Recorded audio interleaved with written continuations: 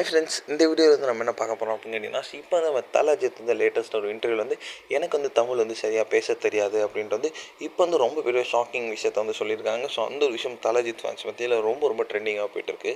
So இப்போ வந்து தமிழ் சினிமாவில் முன்னணி ஹீரோவாக இருக்கிறது நம்ம தல அஜித். அது ஒரு பக்கம் இருந்தாலும் இன்னொரு பக்கம் வந்து சினிமா, அதுக்கப்புறம் கார் ரேஸ் அப்படின்ட்டு ரொம்ப ரொம்ப பிஸியான ஒரு ஆக்டரும்.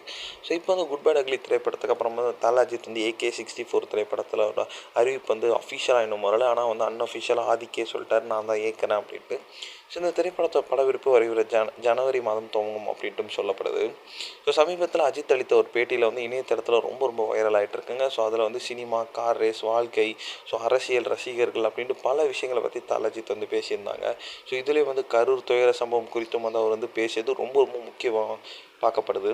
இந்நிலையில் தன்னால் வந்து சரியாக வந்து தமிழ் கூட பேச முடியாது அப்படின்ட்டு வந்து ஸோ அவர் வந்து அஃபிஷியலாக வந்து சொல்லியிருந்தார். ஸோ முதல்ல எனக்கு சரியாக தமிழ் பேச தெரியாது.